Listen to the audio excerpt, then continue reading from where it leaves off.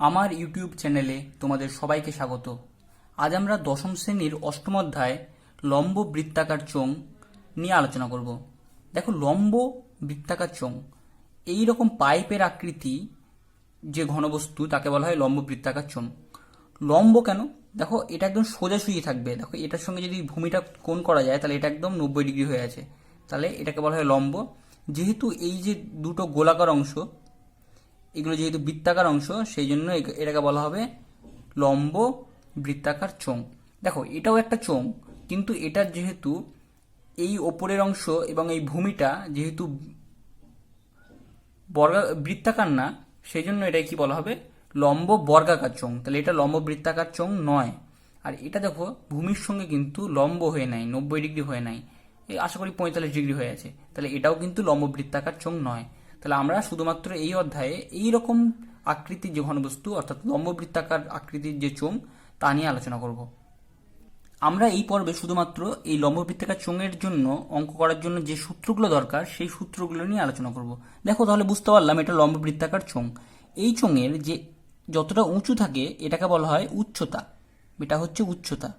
উচ্চতাকে আমরা হাইট, ছোটদের এইচ দিয়ে প্রকাশ করি। বোঝা যাচ্ছে? এবার ভূমির এখান থেকে এতটা হচ্ছে, টোটালটা হচ্ছে ব্যাস। আমরা জানি বৃত্ত আকার এটা, তাহলে এখান থেকে এতটা টোটাল হচ্ছে এটা ব্যাস। আর যদি আমি এই অর্ধেক, মানে এখান থেকে এতটা অর্ধেকটা যদি আমি নিই, তাহলে এইটুকুনি হচ্ছে ব্যাসার্ধ। এটাকে বলা হবে ব্যাসার্ধ। এটাকে আমরা রেডিয়াস বা আর দিয়ে প্রকাশ করি।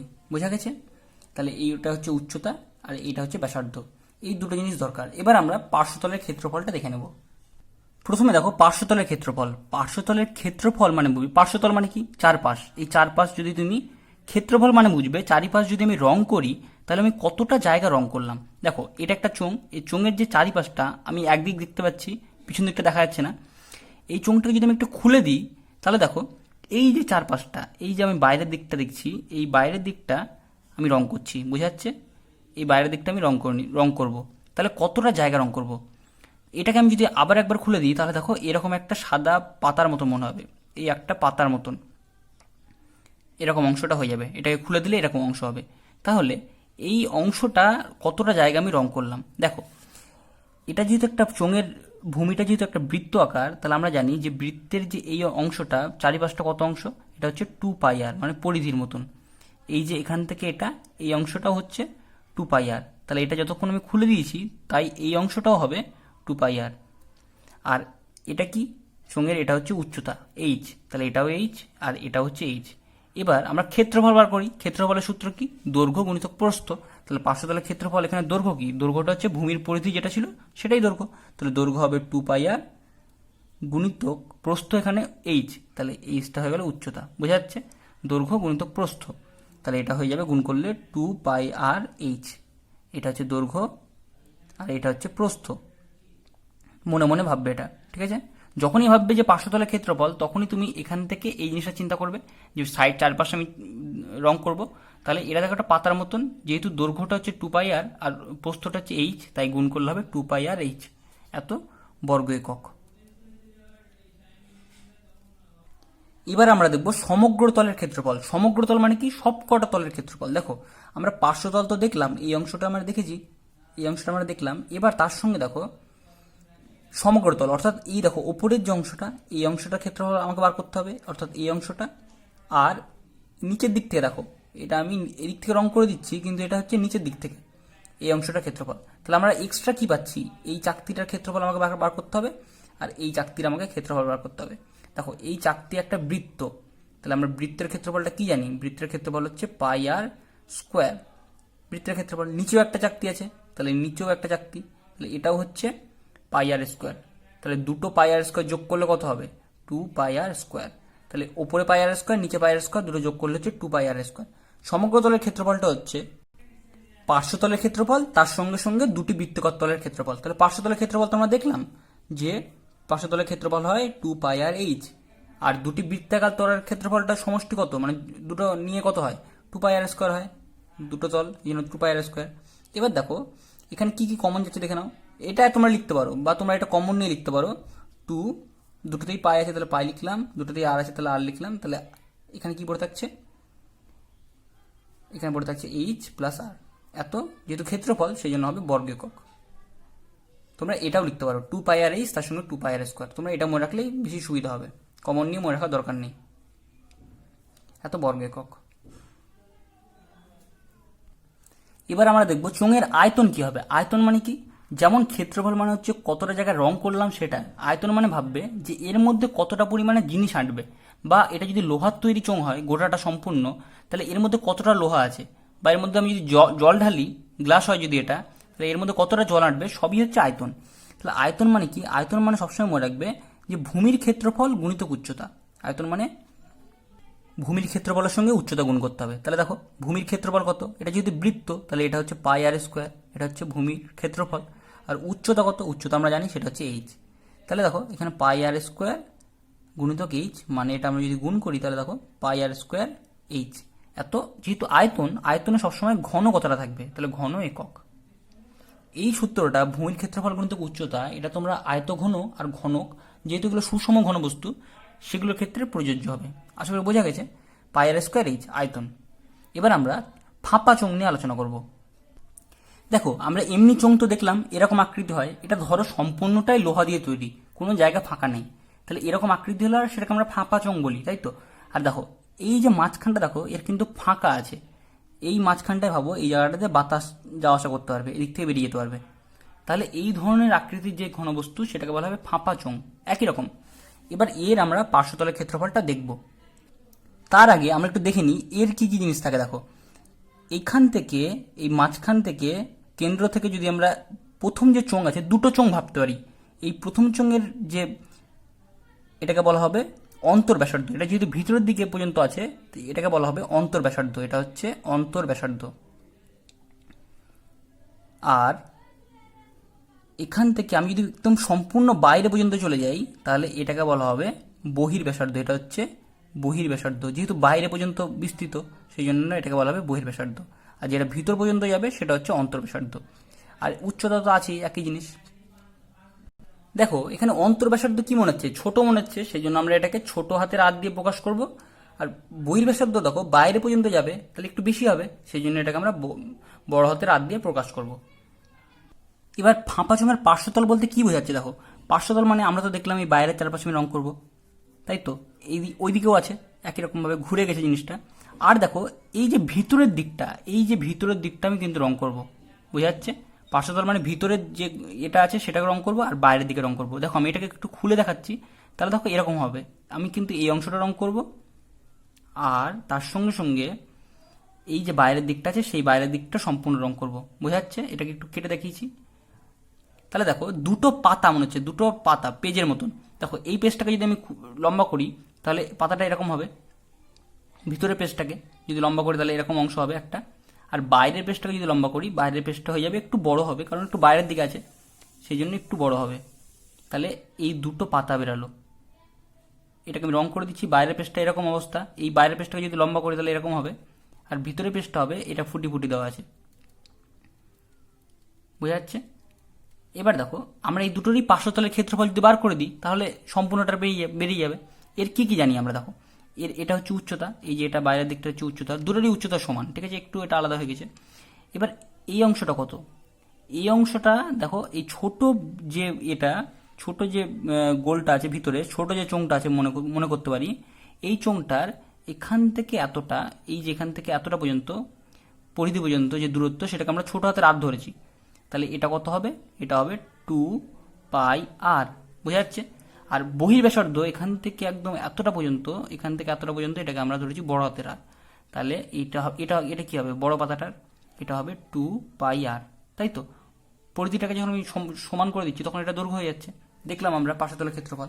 তাহলে পার্শ্বতলের ক্ষেত্রফল হচ্ছে, তাহলে ভিতরের বক্রতলের ক্ষেত্রফল এই অংশটার ক্ষেত্রফল, আর বাইরের যে বক্রতলের ক্ষেত্রফল সেই দুটোকে যোগ করলে এই ফাঁপা চোঙের পার্শ্বতলের ক্ষেত্রফল পাওয়া যায়। তাহলে দেখো যদি বলে ভিতর বাইরের দুই জায়গাতে রং করবো তাহলে এরকম অবস্থা হবে। হ্যাঁ, এবার ভিতরে বক্রতলের ক্ষেত্রফল কত হচ্ছে, এই যে আমরা দৈর্ঘ্য বস্তু পেয়ে গেছি, তাহলে 2πr/h।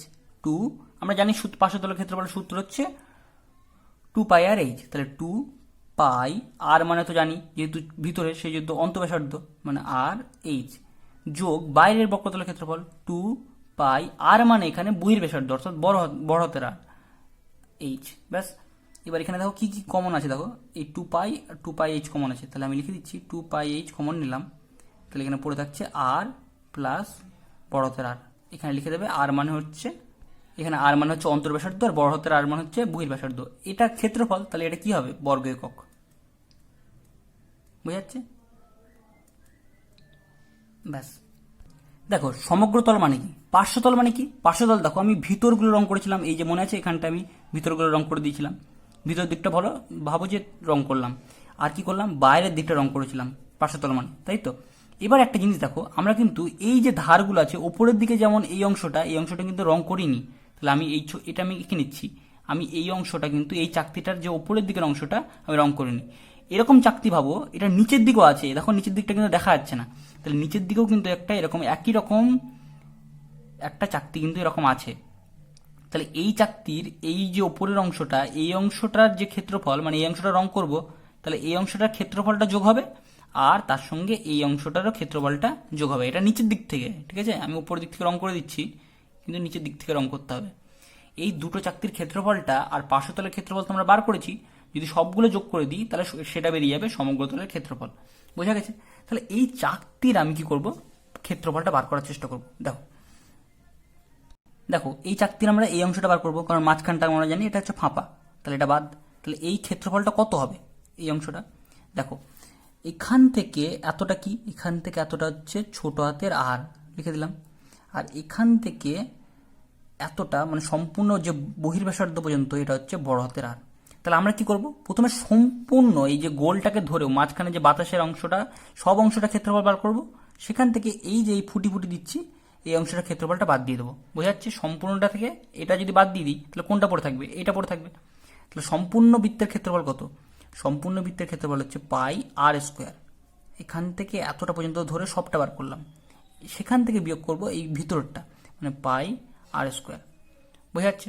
তাহলে দেখো কত হলো, এখানে যদি পাইটা কমন নিই তাহলে আর স্কোয়ার মাইনাস আর স্কোয়ার, এটা হচ্ছে। এবার ভাবো আমি কি বলেছি, দুটো বৃত্তাকার চাকতি আছে, তাই না। আমরা দেখলাম যে এরকম দুটো, তাহলে একটার কত ক্ষেত্রফলটা লিখে দিই, পাই আর স্কোয়ার মাইনাস আর স্কোয়ার। তাহলে এখানে লিখে দিচ্ছি, এটা হচ্ছে একটা হচ্ছে পাই আর স্কোয়ার মাইনাস আর স্কোয়ার। এরকম কিন্তু আরও একটা আছে, তাহলে দুটো আছে, পাই আর স্কোয়ার মাইনাস আর স্কোয়ার। ঠিক আছে, এবার দেখো পার্শ্বতলের ক্ষেত্রফলটা কত ছিল আমি লিখে দিচ্ছি, এবার যোগ করে দিই কত হবে দেখি। পার্শ্বতলের ক্ষেত্রফলটা আমরা বার করেছিলাম, এরকম ছিল 2πh ইন্টু আর প্লাস আর। তাহলে দেখো এইভাবে লিখতে পারো তোমরা, 2π